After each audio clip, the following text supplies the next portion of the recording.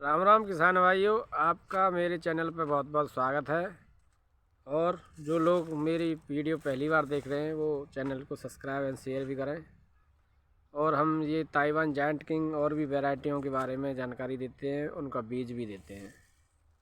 तो किसान साथियों, आवारा जो गाय हैं, पशु हैं, उन्होंने बहुत ही सभी जगह पूरे देश में आतंक मचा रखा है। आप देख रहे हैं हमारे खेत में कल रात में यहाँ पे गाय आई हैं, तो जो बाली आ गई है गेहूं में, इस बाली को भी खा रही हैं, बहुत ही नुकसान कर रही हैं। और 1000 कलम हमने रायगढ़ उड़ीसा के लिए तैयार किया था शाम को। तो उसका जो चारा निकला उसको भी देखो, यहाँ पे पैर ही पैर बन रहे हैं, डुंडा कर गई हैं। और इस चारे की अभी ग्रोथ भी दिखा रहे हैं हम आपको। और मेरे किसान साथी, 5 से 6 दिन से पाला बर्फ़ भी पड़ रही है। आप अपनी फसलों में पानी अवश्य लगाएं, सल्फ़र और जिंक का स्प्रे भी कराएं। पाला पड़ने से आप देख रहे हैं पत्ते कहीं कहीं जल भी गए, पीले पड़ गए। तो हमने तो 4 दिन पहले इसमें पानी लगा दिया था, हमें पता था कि पाला पड़ रहा है। इसी वजह से पानी लगाने से ये हमारा चारा जो है बच गया। और किसान साथियों, ये आप इधर देख रहे हैं, बेहतरीन ग्रोथ लेता हुआ आ रहा है। Taiwan giant king grass variety है ये, कम से कम 3 फीट की और 2x3 पे लगा हुआ है। इधर भी अच्छा चल रहा है। और किसान साथियों, फरवरी से अपने यूपी के ऑर्डर चालू होने वाले हैं, जहाँ पर सर्दी कम हो जाएगी। अभी बाहर के ऑर्डर चल रहे हैं। और ये मक्का क्रॉस देख रहे हैं आप, यहाँ पे मक्का क्रॉस भी काफ़ी बहुत ज़्यादा फैलाव लेते हुए आ रही है नीचे से। और ये आ गई हाफ रेड वैरायटी। अभी हाफ रेड का किसी को बीज चाहिए तो वो भी मिल जाएगा। ये को देखो, यहाँ से ये आँखें कल्ला निकले हुए हैं, ये यहाँ से बढ़िया बीज है, बीज के लिए तैयार है ये। वो तो बड़ा नहीं हो पाया और नहीं अब तक उसमें बहुत ज़्यादा बीज निकलता, पर ये बीज के लिए हम दे देंगे, फिर से आएगा जब बढ़िया आएगा। और ये रेड वाला है, हमने पिछली वीडियो में दिखाया था कि इसमें बहुत ज़्यादा रोम कांटे होते हैं, जो काटने में बड़ा ही खुजली सी होती है, वो इसी ज़्यादा चारे में इसी में होती है, रेड वाले में। आप कहीं से भी इसका बीज लें तो अपने काटने को लेके बड़ी दिक्कत हो सकती है आपको। या तो आप खेत में जाके चेक करके ले लें, नहीं तो लेना ही नहीं चाहिए मेरे ख्याल से तो ये है, क्योंकि खुजली आप सहन नहीं कर पाओगे, बहुत खुजली ज़्यादा होता है इसमें।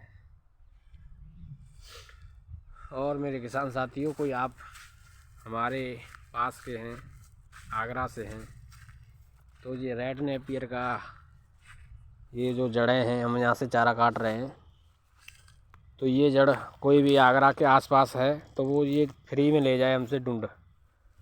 ये जड़ है इसकी रेड नेपियर की, हम इसे फ्री में दे देंगे उखाड़ के। किसी को अगर लगाना है ये चारा तो यहाँ से ये पूरा उखाड़ के पावरे से दे देंगे, अभी ये लग जाएगा। किसी को चाहिए तो रेड नेपियर वाला फ्री में ले जाए, क्योंकि हम किसानों को इससे खुजली वाला सामान दे के पैसा नहीं कमाना चाहते हैं मेरे किसान साथियों। और आप भी ये चारा का बिज़नेस करें या फिर अपने पशुओं के लिए डेयरी फार्मिंग के लिए लगाएं। इस चारे में बहुत सारे बिज़नेस हैं, एक नहीं है। पहला बिज़नेस होता है डेयरी फार्मिंग का, जो अपने जानवरों को खिला के दूध का व्यवसाय कर सकें। दूसरा है चारा कुट्टी बिज़नेस, तो चारा सेल करते हैं, डाल पे डाला है या फिर खुद कुट्टी करके डेयरियों में पहुंचाना। और ये एक बीज वाला भी बिज़नेस है, वो ऑर्डर के ऊपर होता है, बीज बेचना। और एक बायोगैस प्लांट भी कहीं कहीं सुनने में आ रहे हैं, वो तहसील में लग रहे हैं, वो हर तहसील में एक लगेगा, तो वहाँ पे भी इसे CNG बनाने के लिए काम में लिया जाता है, सड़ा गला के। और अब आपको दिखा रहे हैं, यहाँ पर देखो सर्दी जो बर्फ़ पड़ी है देखो, तो यहाँ पे पत्ते जो सूख रहे हैं, ये इस बर्फ़ का असर है। छोटे छोटे पत्ते कहीं कहीं जल भी गए हैं। देख रहे हैं ये किसान साथियों, ये पाला बर्फ़ की वजह से जल गया है, वैसे मरा नहीं है, फिर से निकल आएगा, कोई दिक्कत नहीं है। और 10-15 दिन बाद तो फिर मौसम बहुत मतलब ठंड कम हो जाएगी और ये चारा आराम से लगा सकते हैं। और हम भी आगे 1-2-3 एकड़ और लगाने वाले हैं। सरसों या आलू का खेत हमें पार्टनरशिप में लगाने वाले हैं। अब आलू हो या सरसों हो, वो मार्च में हमें खेत मिलेगा। मार्च में हमारा नया प्लांटेशन आप देखेंगे। और मेरे किसान साथियों, मैंने गौ कृपा अमृत के बारे में कई सारी वीडियो देखी हैं। तो किसान साथियों, आप जो कच्चा घूरा ऐसे डाल देते हैं ना कहीं कोने पे, तो ऐसे ही हम भी डाल रहे हैं, पर अब नहीं डालेंगे आगे से। क्यों, हमने गौ कृपा अमृत जो है बिना केंचुआ के ही खाद बना देता है इसका। कैसे कि आपको 1 लीटर की गौ कृपा अमृत की कहीं से भी मिल जाए तो इसकी छोटी छोटी ढेरियाँ बना लें, या फिर 1.5 फीट ऊंचा और लंबा कितना भी चलेगा, चौड़ा 1.5-2 फीट चौड़ा और 1.5-2 फीट ऊंचा और लंबा 10-15 जितना भी रखो, बेड बना लें एक गोबर का। 3 दिन उस गोबर को ठंडा करें, ताजी को भिगाना है आपको।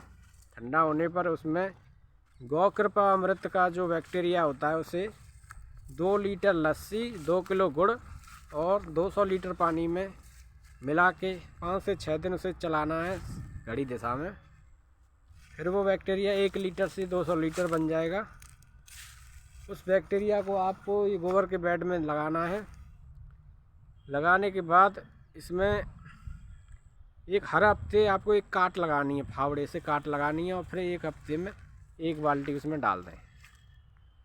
तो ये जो खाद आपका तैयार होगा वो 1 महीने के अंदर ही कन्वर्ट हो जाएगा, क्योंकि उसमें बैक्टीरियाओं की बहुत संख्या होती है। जो केंचुआ मान लो 1 किलो में 1000-1200 होते हैं, तो वो 1 लीटर में करोड़ों की संख्या में होते हैं। उसमें बैक्टीरिया का अंतर बहुत है और 200 लीटर में अनंत बैक्टीरिया बन जाएंगे बहुत संख्या में, जिसे आप अपनी फसलों में हर पानी के साथ यूज में भी कर सकते हैं। और आप कीटनाशक या इस का भी उसके रूम में स्प्रे कर सकते हैं, कोई साइड इफ़ेक्ट्स नहीं होता, बढ़िया चीज़ है। आपको ये DAP यूरिया से छुट्टी मिलेगी।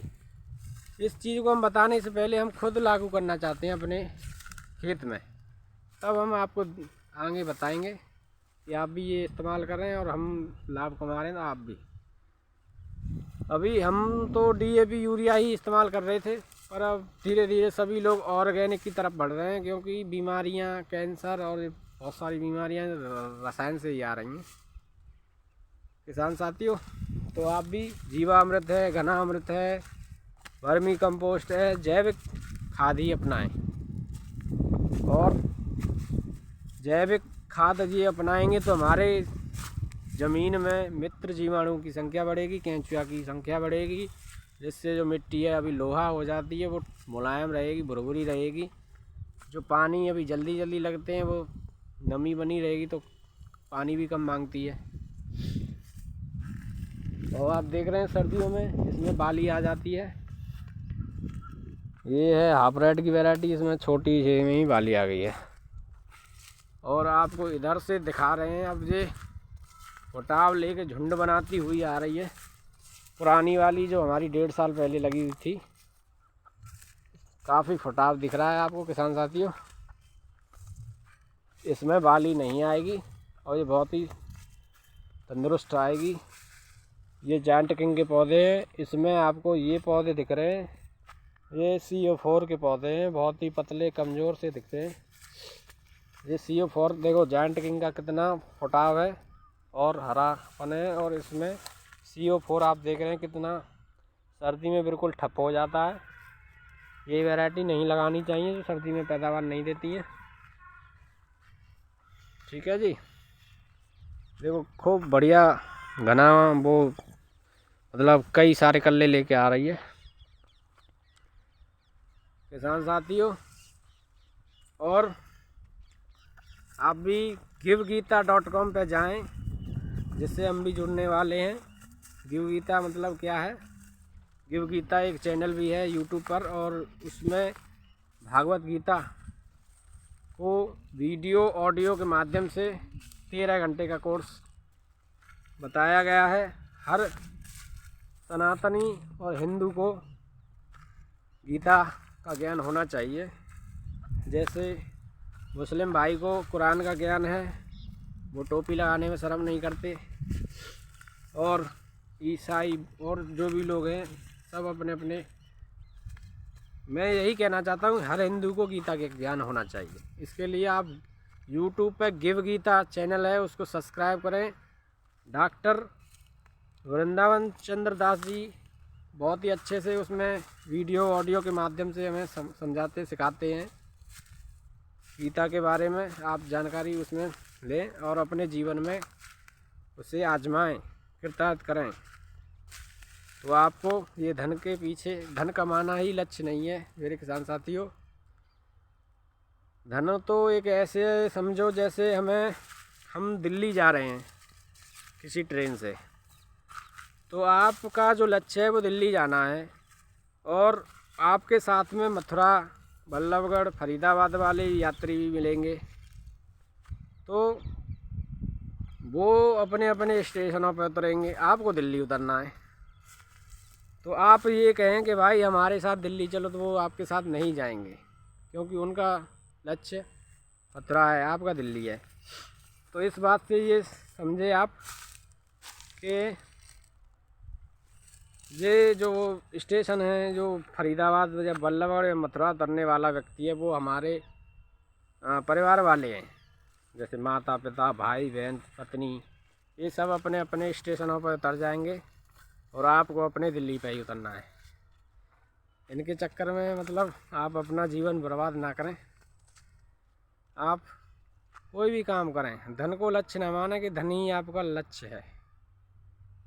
इतना ही कहूँगा। आप ज़्यादा जानने के लिए givgita.com पे जाएं और अपना जो भी कर्म करते हैं उसे ईश्वर से ज़रूर जोड़ें। राम राम जी।